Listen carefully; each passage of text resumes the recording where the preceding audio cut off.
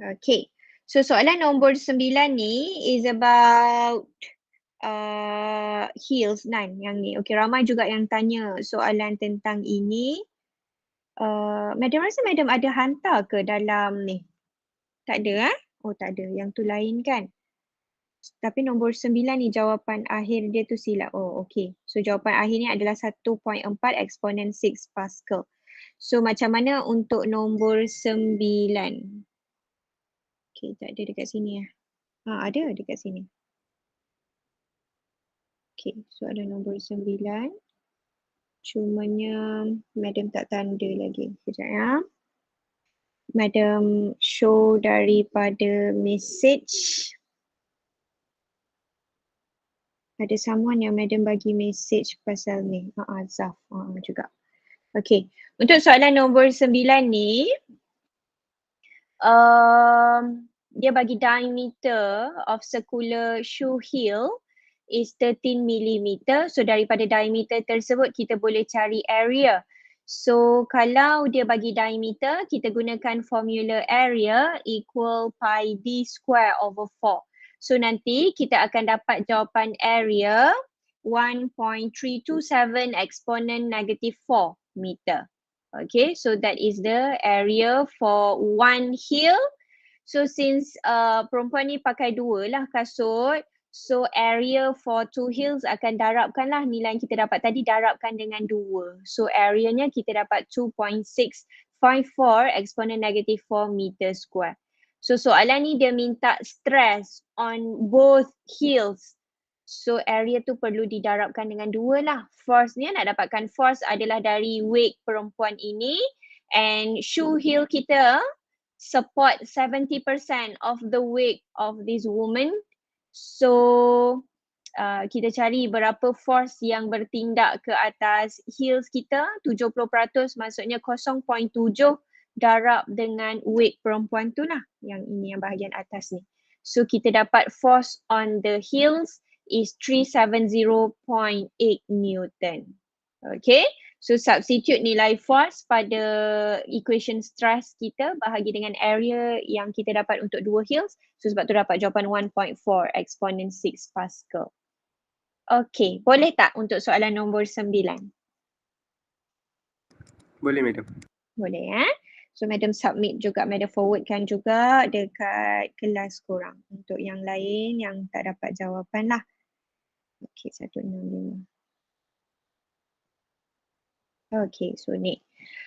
Okay, so hari ni kita akan masuk terus kepada chapter, madam sebenarnya tak ingat sangat numbering 10 adalah mechanical wave, 11 adalah deformation of solid. So ini adalah chapter 12 about heat. Okay, ini adalah chapter 12. Kita buat ni landscape. Okay, heat. So madam masuk terus kepada chapter 12 sebab minggu depan kita akan cuti 3 hari, Rabu, Khamis dan Jumaat. So kita hanya jumpa pada hari Isnin je lah minggu depan.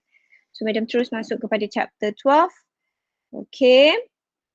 Chapter 12 juga sangat mudah about heat. And heat dekat sini adalah heat conduction and thermal expansion. So sebab kalau panas nanti solid kita akan being expanded. Okay. So ini adalah heat conduction. Conduction means dia hanya berlaku pada solid only. Okay. Sebab sebenarnya kita ada 3 types of transferring the heat, sama ada melalui solid, air ataupun melalui wave. Okay. So untuk ini, untuk chapter 12 ni adalah heat conduction. Awak pun boleh refer kepada nota yang madam tulis sendiri, madam forwardkan dekat Telegram with Madam Saidah tersebut. Okay, so boleh refer juga nota itu. Hari ni dalam masa sejam ni, madam cuba untuk habiskan the first subtopic. Mungkin sempat lah sama ada semua C, bahagian C about graph tu, madam tak sure sempat tak untuk hari ni.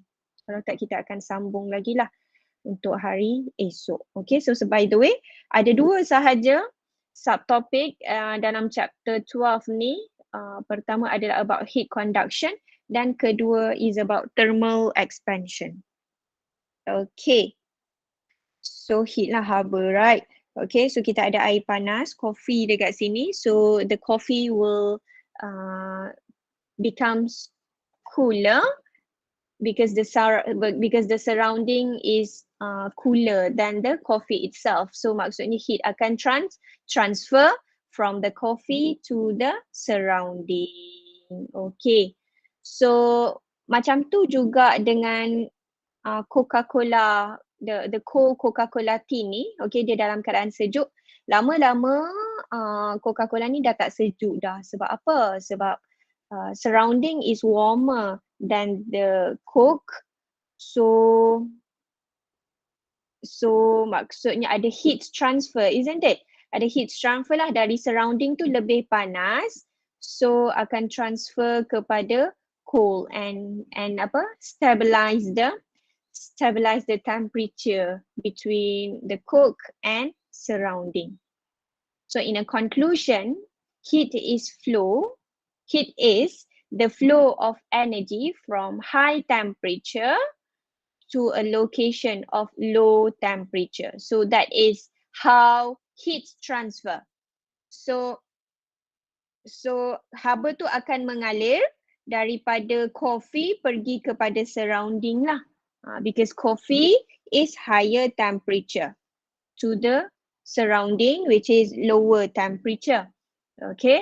So kalau untuk Coke pula, heat akan transfer dari surrounding pergi ke Coke tin ini. Okay. So itu adalah asas lah untuk awak tahu di mana direction of heat flow dari daripada higher temperature to lower temperature. Screen madam hilang. Okay. Ya.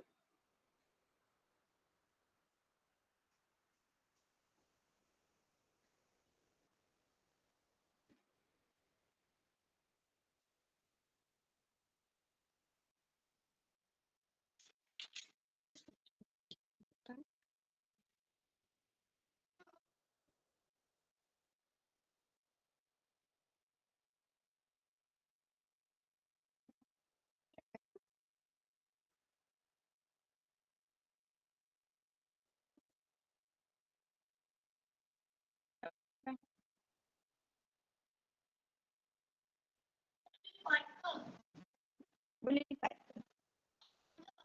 Okay, tak ada lipat.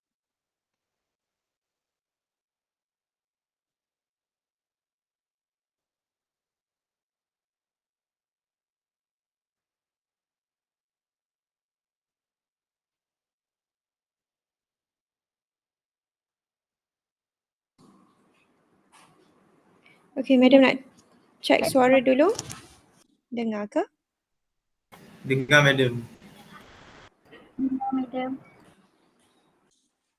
Okay, semula korang dengar ke suara madam? Kejap madam tak dengar. Jelas madam. Okay, dah dengar Okay, sorry. Okay, so ni madam dekat depan. So madam tak nampak komputer madam. Korang boleh nampak screen madam tak? Sekarang. Nampak screen? Boleh madam, boleh. So, kalau ada apa-apa bagi tahu madam. Okay, so tu tadi madam cakap korang perlu tahu di mana energy flow So energy, di mana heat kita flow. So heat is by the way energy. Okay, so heat is the flow of energy from higher temperature to lower temperature location. Okay, so the first subtopic is about heat conduction.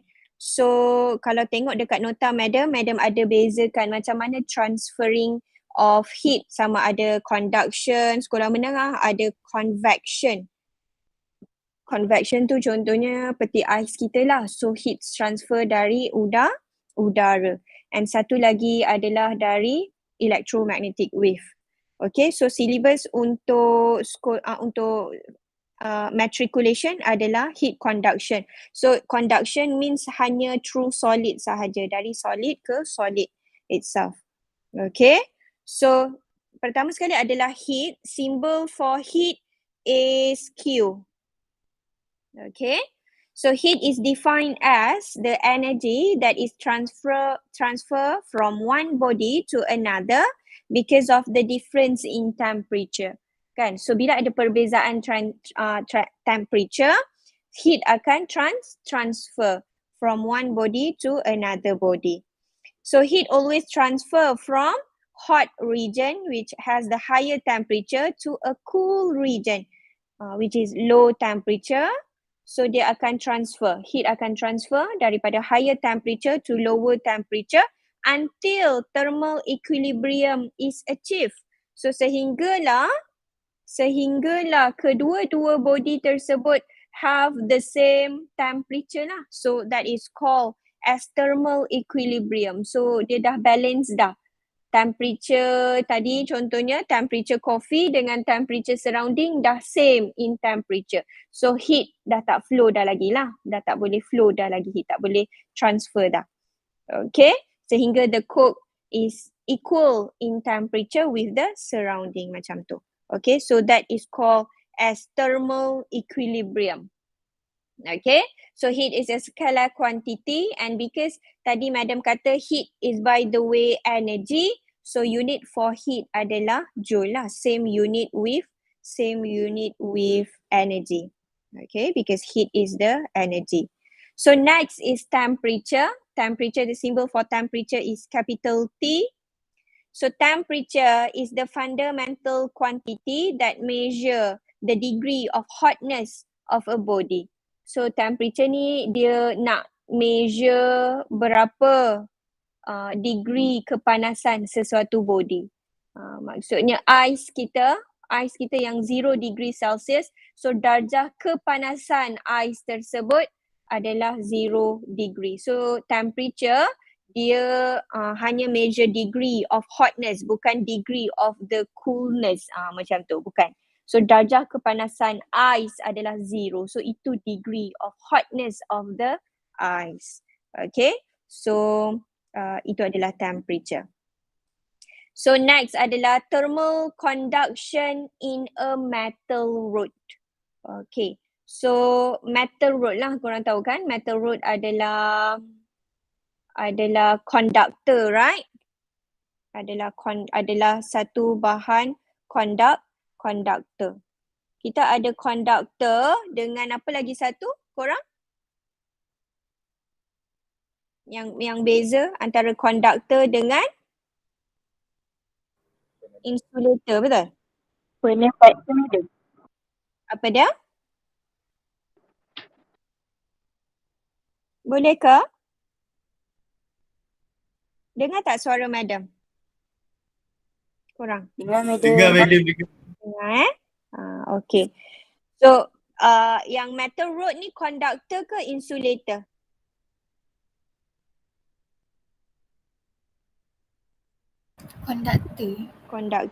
Conductor dalam bahasa Melayu conductor juga kan?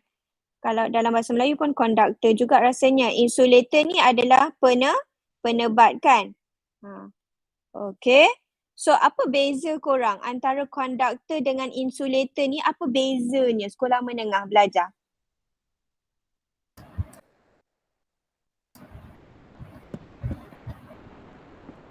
Dia boleh mengalirkan. Dia boleh mengalirkan apa?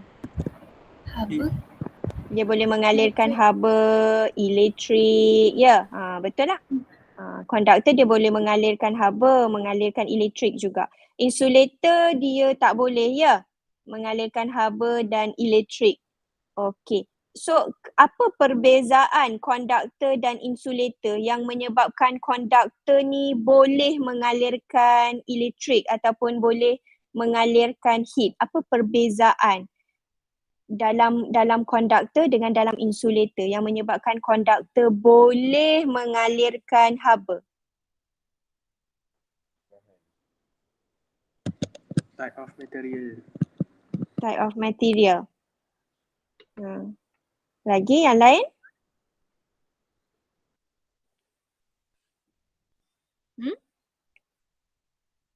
Apa perbezaan conductor dengan insulator?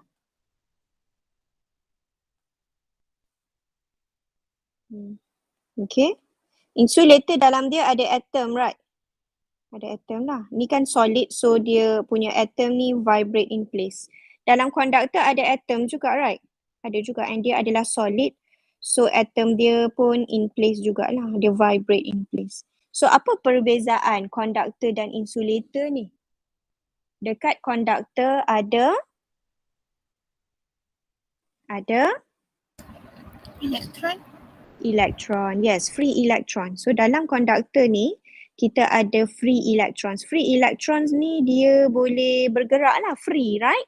So freely bergerak dalam conductor. Tapi dalam insulator dia tak ada free electron. Dia cuma ada atom only. So free electron inside the conductor ini yang menjadi pengangkutan lah kepada haba. Untuk haba tu mengalir ataupun untuk electrons tu mengalir. Okay, so itu perbezaan antara conductor and insulator. Okay, so this one is thermal conduction in a metal rod, and metal rod adalah jenis conductor. Okay, so there are a lot of free electrons available in the metal. Okay, so metal dia akan ada free electron. So bila kita panaskan, tak ada gambar dekat sini. Bila kita panaskan electrons kita dekat satu bahagian, okay, ni contoh metal rod. Metal rod ni adalah A ya. So yang ini adalah point dekat B, A dekat bahagian kanan, A dekat bahagian kiri, B dekat bahagian kanan. So bila kita panaskan, okay, kita panaskan, ada api dekat sini. Okay, kita panaskan dekat bahagian A. So when one end A of the metal rod is heated, the free electrons will gain additional thermal energy due to heating. Okay, sebab heat ni adalah energy. So bila kita panaskan, electrons akan dapat energy. Bila dapat energy korang, so bila dapat energy macam dapat makanan lah. So dia boleh bergerak dengan lebih laju lagi. Okay, dia macam makanan kepada free electrons. So bila dia dapat heat, so dia akan lebih laju lah. Macam kita makan baru kita cergas macam tu. Okay. So the free electrons will gain additional thermal energy. Dia sebenarnya memang dah ada energy dah, free electrons ni. Bila tambah lagi dengan heat, so dia ada gain in additional thermal energy due to heating. As a result, the free electrons move faster than before, and some of them collide with colder molecules at B. So dia kan dalam ni kan, okay, free electrons yang warna merah ni, so dia ni dah kinetic dia tu dah bertambah, dah lebih energetic, so dia akan langgar kita punya atom molecules pada point B juga. So sebab dia akan transfer lah, sebab dia kan akan pergi dari, kan heat kita akan flow dari higher temperature to lower temperature. A dalam keadaan higher temperature. So the free electrons akan bergerak pergi ke B. Sebab B adalah lebih sejuk berbanding dekat A. So as a result, kita punya the free electrons akan collide dengan colder molecules at B. This collision cause the coal and B of the metal rod become hot juga. Tadi kita hotkan, kita sebenarnya cuma panaskan dekat A je, tapi nanti lama-lama B pun akan panas. Okay, sebab transferring of energy lah. Siapa yang transfer? The free electrons transfer the energy sebab dia langgar molecules B. Okay, so the transfer of energy by the free electron is found to be faster compared to the transfer of energy by vibrating molecules in the lattice. Okay, so maksudnya bukan free electron sahaja kan yang kan kita panaskan dekat point A ni. Okay, bukan free electrons. Dia yang absorb. Atom pun absorb juga kita punya energy tu. Kita punya heat tu. Okay, yang kita panaskan haba tu bukanlah free electrons. Dia yang panas. Atom pun panas juga. Okay, tapi atoms ni bila dia panas, dia mana boleh bergerak macam free electrons. Dia kan vibrate in place dia. So dia gegar-gegarkan aja atom dekat sebelah-sebelah tu. Lambat guys, lambat. Free electrons dia lebih laju nak gegarkan, nak compared to nak gegarkan the molecules. Okay, so sebab itu maksudnya the transfer of energy by the free electron is found to be faster compared to the transfer of energy by vibrating molecules. So that's why kalau dalam insulator dia tak ada free electron. So dia kita panaskan, contoh kita panaskan dekat bahagian sini. So yang transfer energy adalah dari vibrating molecules. So dia lambat lah sebab dia berat kan, gemuk kan. Dia gemuk, lepas tu nak goncang orang yang tepi ni dia lambat lah sikit gitu. So free electrons ni dia lebih ringan. So dia boleh terus transfer energy pergi kepada side yang lain. So itu maksudnya. Transferring of the free energy by free electrons is found to be faster compared to the transfer of energy by vibrating molecules because electrons are lighter and move faster.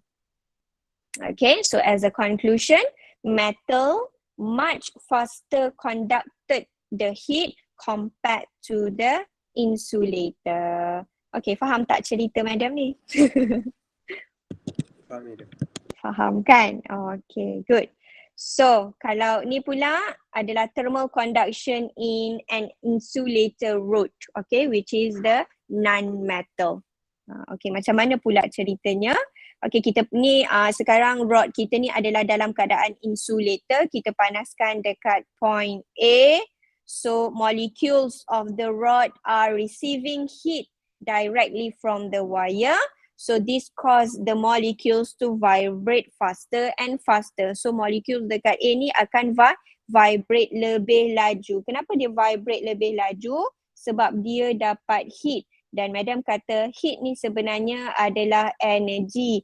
So kita supply energy dekat molecules di bahagian A menyebabkan molecules bahagian A vibrate faster and faster. Okay? So bila dia vibrate, collision between these hot molecules with the neighboring colder molecules result in the transfer of energy to the colder molecules. So korang kan kalau kita ada macam pergi contoh kita madam tak pergi. Okay, so contoh dekat konsert kan, orang kan duduk rapat-rapat kan. So orang tu dia energetic sangat, melompat kan, duduk kan, berdiri kan rapat-rapat semua macam tu. So bila dia melompat menyebabkan orang sebelah pun termelompat jugalah gitu. So maksudnya sebabkan molecules dekat A ni dia dah panas, so dia akan vibrate lebih laju menyebabkan neighboring pun akan vibrate lajulah. So in a result dia akan transfer the energy to the colder molecules. So this transfer of energy will continue until coal and B of the rod becomes hot. So sampailah kita rasa dekat bahagian B pun jadi panas. Tapi dia lambat sikit, right? Kadar dia panas because this is the non-metal rather than compared with metal. So dekat point B ni akan lebih cepat panas sebab kita ada free electron. Okay, so tu adalah perbezaan antara conductor, the heat conduction in a metal rod dengan non-metal rod. Okay, so next adalah thermal equilibrium. So thermal ni sebenarnya dari perkataan temperature, right? So korang pun memang tahu benda ni. So maksudnya kita punya temperature dalam keadaan balance lah, seimbang, sama, equilibrium. Okay, so what is thermal equilibrium? So thermal equilibrium is a state, okay, dalam satu state keadaan in which the temperature of two bodies are equal. Senang je kan? Sebab thermal tu kan tadi madam kata temperature. Equilibrium tu maksudnya seimbang, so sama. Okay. A state in which the temperature of two bodies are equal. So mesti ada dua body lah seimbang tu. Okay. So consider three system. Kita ada sistem A, B and C that initially are not in thermal equilibrium as shown. Okay. So kita ada thermal A, kita ada body A, B, C and diorang ni dia kata are not in thermal equilibrium. Maksudnya diorang punya temperature ni berbeza. Okay, A dengan B ni ada insulator yang kita letakkan antara AB dan antara AC dan BC ni pun kita ada gap dekat sini, yang ini adalah conductor kita letakkan. Okay, from the experiment we get that system A and B are in thermal equilibrium with system C. Okay. Sebab ini kan adalah conductor, yang warna orange ni kan conductor. So conductor kan dia cepat je mengalirkan heat. So nanti lama-lama temperature A dengan temperature C ni akan sama temperature. Temperature B dengan temperature C pun akan samalah temperature sebab mereka dihubungkan dengan satu conductor yang warna orange ni. Okay, so sebab tu dia kata sistem A and B are in thermal equilibrium with system C. Therefore A dengan B pun samalah juga temperature sebab tadi madam kata temperature A sama nilai dengan temperature C. Temperature B akan sama juga nilai dengan temperature C, menunjukkan temperature A pun akan samalah nilai dengan temperature B. Okay. Walaupun dia dihubungkan dengan insulator, tapi conduction dia ni ada melalui conductor. Okay. So two system in thermal contact are in thermal equilibrium if, okay, so ada dua syarat yang menunjukkan sesuatu body tu dalam keadaan thermal equilibrium. Ada dua syarat. Apa yang kalau kita kata A dengan B dah thermal equilibrium dah. Jadi kan kita kata A dengan C are in thermal equilibrium. So thermal equilibrium means same temperature. Okay. So B dengan C adalah thermal equilibrium. So what does it mean by thermal equilibrium? So we said that these two body are in thermal equilibrium if there is no net energy exchange. Maksudnya dia sudah tidak ada energy flow dah. So tak ada exchanging, tak bertukar-tukar energy. No net energy change between the system. So no net energy exchange tu menunjukkan dia punya energy, there is no energy flow. Ataupun no heat flow lah. Heat, energy tu kan heat. So no heat flow dah. Sebab apa no heat flow? Sebab temperature diorang dah sama. So sebab tu energy tak ada dah heat flow. Sebab heat hanya akan mengalir bila ada perubahan temperature. So sekarang ni temperature kan dah sama. So there is no heat flow. No heat flow means no net energy exchange. Okay. System C is a thermometer. Sistem C adalah thermometer. Okay, so thermometer kan kalau dalam chemistry tu ada liquid. Ni sebenarnya temperature liquid kita ni. Tak payahlah madam buat atom kan. Okay, so ni sebenarnya temperature liquid. Okay, lepas tu kita ada thermometer. Kita rendamkan thermometer ni.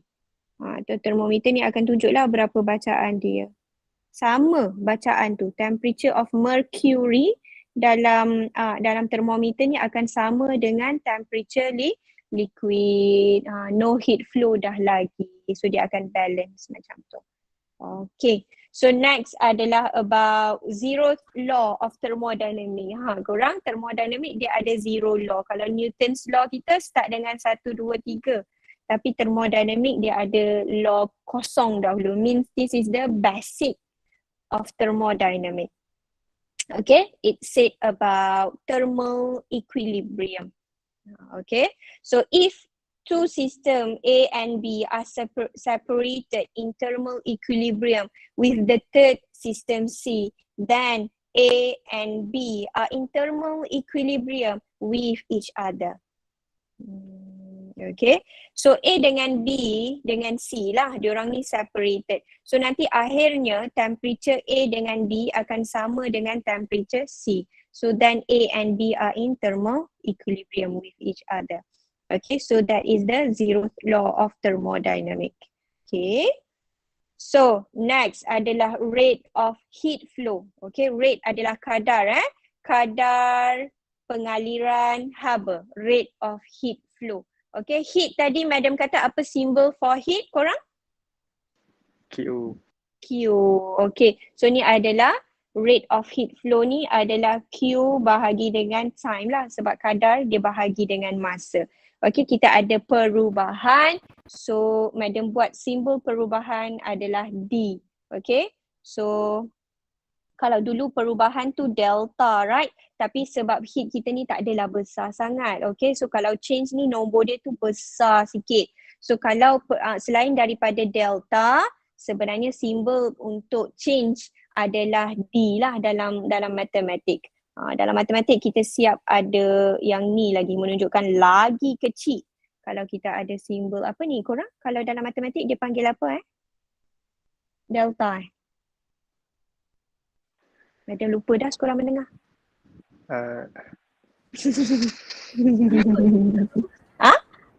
Tak ingat lah. Tak ingat kan? Ada kan? Okay. So D tu juga adalah maksud perubahan. So rate of heat flow simbolnya Ni adalah madam. Q per dt. Apa? Approximate. Approximate yang ni. Yang ni approximate dia equal yang curl macam ni. Kan kita ada macam tanda dy macam ni. Tapi cikgu kita cakap apa entah simbol ni.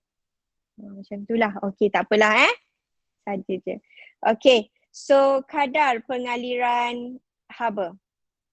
Okay, so ini gambar ni, memang terangkan gambar dahulu. Kita ada rod. Okay, ni rod sebenarnya. Dekat rod ni kita ada letak insulator lah. Kenapa kita letak insulator kat sini korang? Dia macam balut kita punya rod ni dengan insulator. Kenapa kita balut rod kita ni dengan insulator? Tak nak heat keluar. Tak nak heat keluar to the surrounding. So that there is no heat loss to the surrounding. So dengan cara kita balut rod kita, which is the metal rod, dengan insulator. Okay. So consider heat conduction through a lag rod which has a cross-sectional area A and length dx as shown above. Okay. So rod kita dalam keadaan silinder, the cross-sectional area berbentuk circle. So cross-sectional area adalah pi r square ataupun pi d square over 4 sebab dia adalah berbentuk circle lah. Ni adalah cross-sectional area of the rod. Okay, length of the rod adalah x ataupun dx boleh juga, perubahan length. Okay, by assuming no heat is lost to the surrounding, therefore heat can only flow through the cross-sectional area. So maksudnya kalau kita panaskan dekat sebelah sini, so heat akan flow straight sahaja sebab heat kita tak boleh pergi keluar sebab kita kan dah tutup dengan insulator. So dia tak boleh dah mengalir keluar, tak boleh. Okay, so sebab kita tutup dengan insulator, heat akan flow straight sahaja through this cross-sectional area. So itu maksudnya. Because there is no heat loss to the surrounding, the heat can only flow through the cross-sectional area from higher temperature to lower temperature. So kita ada temperature 1 dengan di sebelah kiri and temperature 2 dekat sebelah kanan. Dia bagi tahu bahawa temperature 1 is greater than temperature 2. So heat kan dia akan flow daripada higher temperature to lower temperature. So this is the direction of heat flow. Okay. When the rod in steady condition, the rate of heat flow is constant along the route. Okay. So kalau in a steady condition, yang ini juga adalah satu perkataan yang korang kena tahu, steady. Steady condition, maksudnya steady lah. Steady tu apa maksudnya? Korang steady?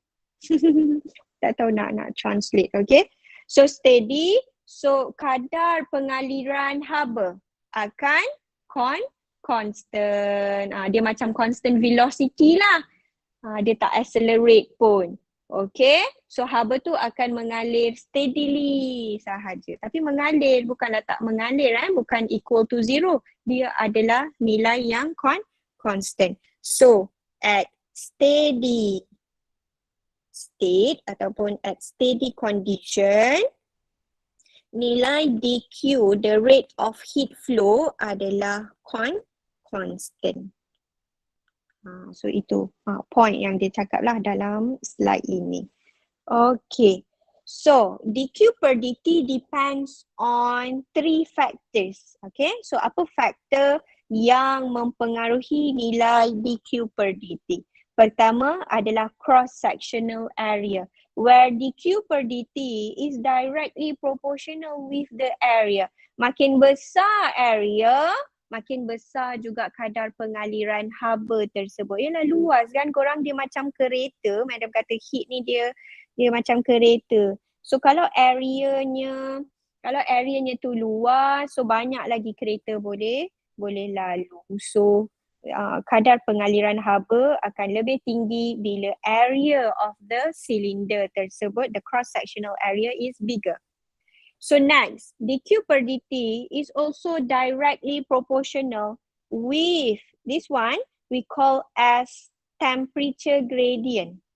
dt per x. dt per dx macam tu. Kadang-kadang x, kadang-kadang dx. Maksudnya T besar ni apa korang? T besar ni adalah temperature. X adalah length of the route tersebut. Okay. So dt per x adalah temperature gradient. So juga adalah directly proportional. Okay, tu dua dah. Next yang ketiga, dq per dt is dependent upon the types of material made the route. Okay. So dq per dt, kadar pengaliran haba juga bergantung kepada material of rod kita. Maksudnya kita punya metal ada banyak types of metal kan. Kita ada copper, ada iron, ada aluminium. Okay. Ada apa lagi ya? Macam itulah chemistry korang lah kan. Periodic table korang tu. Okay, bahagian metal tu kita ada banyak lah types of material, types of metal. Okay. And dq per dt depends on the types of metal. So as a conclusion, dq per dt is directly proportional with area dengan directly proportional juga dengan temperature gradient. Okay, so sebenarnya ni dia nak bagi equation korang selain daripada 3 factors. Korang nanti tengok nota madam. Nota madam pun madam ada tulis. Kalau nota madam tu ada tulis, menunjukkan penting lah benda tu. Kalau nota tu madam tak ada tulis, menunjukkan dalam lecture notes tu ada bahagian yang tak penting. Okay, so therefore complete equation for the rate of heat. Okay, ni dia nak buat equation untuk rate of heat adalah dq per dt equal negative ka dt per dx. Tadi A dengan temperature gradient dt per dx ni dia dah bagi tahu dah directly proportional dengan A dengan temperature gradient. So, Madam selalu buat dx. So lecture notes dia buat x sahaja. Okay. Tak apa. Lepas tu nak jadikan dia sama dengan, kita kena letak ada constant. Constant dekat sini adalah constant K. So what does it mean by K? K is thermal conductivity.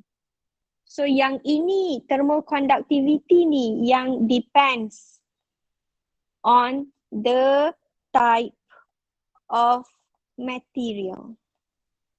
Sama macam Young modulus kan yang kita belajar sebelum ini, deformation of solid. It is depends on the types of material made the wire. Okay, so sama juga dengan thermal conductivity. It depends on the types of material. Kita panas tengah panaskan siapa ni? So apa types of material yang kita panaskan? So that is K ya. So korang jangan confuse, banyak sangat simbol K kan? Simbol K ni apa dulu yang kita belajar? Spring constant. Spring constant. Lagi? Yang kalau dalam chapter 10 mechanical wave, K adalah wave number. Kan? K sama dengan 2 pi over lambda. Okay, sekarang dalam chapter 12. Okay, madam selalu ingat chapter 11. Dalam chapter 12, K kita adalah thermal conductivity. Banyak sangat korang suka sangat orang fizik dengan simbol K ni. Okay, macam tak ada huruf lain kan. Okay, so bear in mind K dalam chapter ini membawa maksud thermal conductivity. So kita boleh nampak sebenarnya korang kalau tak ingat 3 faktor ni pun tak apa. Kita boleh tengok dari equation sahaja. dq per dt pertama sekali depends on the area. Directly proportional. Tu yang pertama. Kedua, dq per dt depends on temperature gradient, dt per x. Dia juga adalah directly proportional. Yang ketiga dia kata, dq per dt depends on the types of material. Ataupun dia diperbuat daripada apa, which is K lah dekat sini. So dia depends on the type of material, kita punya dq per dt. Kenapa ada negatif dalam equation kita? The negative sign indicates that heat is always in the direction of decreasing temperature. Sebab tadi kita kata heat akan flow dari higher temperature to lower temperature. So dia punya arah tu sentiasa menuju kepada temperature yang rendah. So that's why dalam equation dq per dt kita tu ada negative direction lah. Okay, sebab heat always in a direction of decreasing temperature. So ini adalah equation kita untuk rate of heat equal negative Ka dt per x. Okay, dt ini adalah perubahan temperature. Bila madam cakap tentang perubahan, madam kata sentiasa final tolak initial. So dt ni adalah temperature final minus temperature initial. Okay. Madam tak suka dua dekat sini. Kita cakap sajalah final tolak initial. Okay, siapa final? Siapa initial madam? Kan, siapa final? Siapa initial? Okay, heat kita flow dari mana? Heat tadi kita kata? Flow from higher temperature. To lower. Okay, T bersalah. Higher temperature to lower temperature. Higher temperature ni initial ke final? Initial. Initial lah kan, sebab ni dia heat daripada higher temperature to lower temperature. So higher temperature ni initial kita lah. Lower temperature ni final. And madam kata dia adalah dt ni adalah T final tolak T initial korang. So maksudnya T final kita ni lebih rendah daripada T initial ni, lebih tinggi sebab higher temperature to lower temperature. So nanti kita akan sentiasakan tolak nilai yang kecil tolak dengan nilai yang besar. nanti temperature gradient akan sentiasa dapat negative value, dia akan cancel dengan negative of the equation. So dq per dt akan dapat positive value. Okay. So temperature gradient always in negative value because temperature final kita lebih rendah berbanding temperature initial. Okay. So itu. So rate of heat is a scalar quantity sebab heat kan tadi adalah energy. So scalar quantity lah. Okay. So apa unit untuk dq per dt? Okay. So dq per dt. dq tadi q unitnya adalah joule. Bahagi dengan time unitnya adalah second. So unit untuk dq per dt adalah joule per second. Okay, ataupun watt sebab power sama dengan energy bahagi time. So juga adalah joule per second. So kita ada unit khas untuk power which is watt. Kan, kadar pengaliran energi ataupun rate of energy transfer. Itu adalah definition untuk power. So dq per dt unitnya sama ada joule per second ataupun watt. Okay, so rasanya madam tak masuk graf lagi. Madam akan habiskan saja sampai 2 learning outcome untuk the first subtopic. Okay, so next is about thermal conductivity. Tadi madam kata simbol thermal conductivity kita ni adalah K ni kan, thermal conductivity. Okay, so what is the definition of thermal conductivity? Sebenarnya definition ni dia cakap pasal formula kita. Jadikan sahaja K sebagai subjek. Okay, so pertama sekali kita dah tahu dah formula rate of heat adalah dq per dt sama dengan negatif Ka dt per x. Okay, ni adalah equation rate of heat kita. So kita nak jadikan K as a subject, pertama negatif ni pindahkan dahulu. So dia akan jadi negatif dq per dt. Kemudian pindahkan A, dia akan jadi bahagi. Kemudian pindahkan dt per dx pun dia akan jadi bahagi. So equation K kita adalah negatif dq per dt per A times dt per x. Okay. So apa maksud K? K adalah ayat dia panjang kat sini. K adalah pertama sekali dia kata rate of heat flow. Okay, ni lah dia kata. Rate of heat flow perpendicularly through the unit cross-sectional area per. Unit ni perkataan unit cross-sectional area dah menunjukkan per dekat situ. Okay, so dia adalah dq per dt per area per juga dengan temperature gradient. Macam itulah. Itu adalah definition untuk K. Okay, ataupun thermal conductivity is a property of conducting material where good conductor will have higher value of K compared to poor conductor. So kalau Young modulus sebelum ni kita belajar, Young modulus directly proportional dengan spring constant K dekat sini adalah spring constant. So kalau nak tahu siapa yang lebih stiffer, Young modulus dia yang lebih tinggi kan. The stiffer the K, the greater value of K, the greater juga value of Young modulus.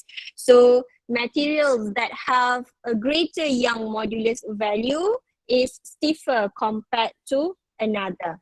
Okay, so sama tu juga dengan K.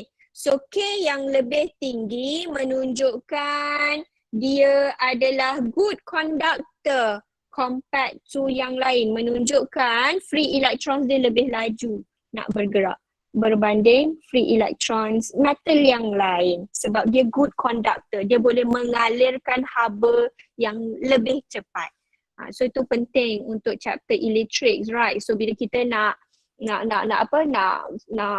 buat sesuatu penghubung kan, wire ni kan dia akan menghubungkan antara power supply dengan lampu kita. Kita nak mengalir, kita nak cahaya lampu dinyalakan. So kita mesti gunakan metal yang cepat lah. Electrons tu boleh pergi ke lampu dan mengalir dan menyalakan lampu.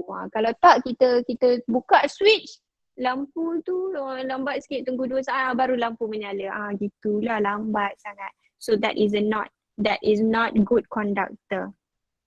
Okay, so kita akan tengok pada nilai K nya. So K juga adalah scalar quantity. The thermal conductivity adalah scalar quantity and unitnya. So nak tahu unitnya tadi dQ per dt tadi W kan dia punya unit. So ni W bahagi area adalah meter square. Darab dengan temperature gradient yang dt ni adalah sama ada degree Celsius pun boleh ataupun Kelvin. Bahagi dengan X adalah length which is meter. Okay, so kita akan dapat watt M -1 degree Celsius -1. So madam kata degree Celsius pun boleh, Kelvin pun boleh. So unit for K is watt per meter per Kelvin ataupun per degree Celsius macam tu. Okay, so this table shows the value of thermal conductivity for various substances. Ada silver, copper, steel, glass. Tengok glass dengan wood ni kan insulator. Dia punya K tu rendah je. Okay, so siapa yang bagus sekali? Silver. Yang paling bagus. It's a good conductor. 406 nombor dia. Next is copper. Next is steel. Tapi silver ni mahal korang kalau nak letak silver jadi wire kita kan. Sebab tu wire kita gunakan copper. Silver mahal guys. Nanti orang curi lagi. Macam tu. Okay. So itu adalah nilai K. So next adalah temperature gradient. Okay. So temperature gradient ni dia nak cakap pasal graph. So madam rasa madam berhenti sampai sini dahulu. Kita tak masuk kepada temperature gradient. So maksudnya kita hanya baru belajar dari equation of rate of heat. Okay, so madam terus kepada tutorial. Kita tak buat tutorial, madam nak tengok ada tak soalan yang korang boleh buat sebagai homework. Menggunakan formula rate of heat tadi. Okay, so ini adalah korang punya tutorial. Boleh buat soalan nombor 6. 7, 8, 9 yang tidak melibatkan graf. Okay. So yang tak melibatkan graf 10 A, B. Yang C tu tak boleh lah sebab dia dah kena lukis graf. Okay. So korang cuba buat dahulu ada 4 soalan ni sebagai homework korang. Ingat semula bahawa madam ada bagi tahu bahawa steady state tadi, at steady state menunjukkan nilai rate of heat dQ per dt adalah constant. Menunjukkan dQ per dt untuk soalan nombor 6. dQ per dt untuk rod X sama nilai dengan dQ per dt untuk rod Y. Sebab dia bagi tahu mereka adalah dalam keadaan steady state. So nilai dQ per dt diorang adalah sama. Okay, constant. Okay, so itu konsep untuk soalan nombor 6. Nanti guna formula lah nak selesaikan benda ni. Kita dah ada dah formula dQ per dt sama dengan negatif KA dt besar bahagi dengan X. Okay. So yang lain juga adalah menggunakan equation sahaja. Ada lagi bila ada dua objek ni mesti diorang dalam keadaan steady condition. Tengok ingat sini. So dQ per dt untuk rod D sama dengan dQ per dt untuk rod E. Okay. So itu. Boleh try dahulu. Boleh korang? Nanti madam bagi tahulah siapa yang akan present ya. Nak make sure korang ni buat. Kalau tak madam juga yang kena buat nanti. Okay boleh? Nanti madam letak nama. Baik, madam. Kalau madam letak nama tu maksudnya dia buat lah. So yang lain jangan tak buat ya. Yang lain kena buat semua. Yang madam letak nama tu at least dia buat satu je. Gitu. Okay.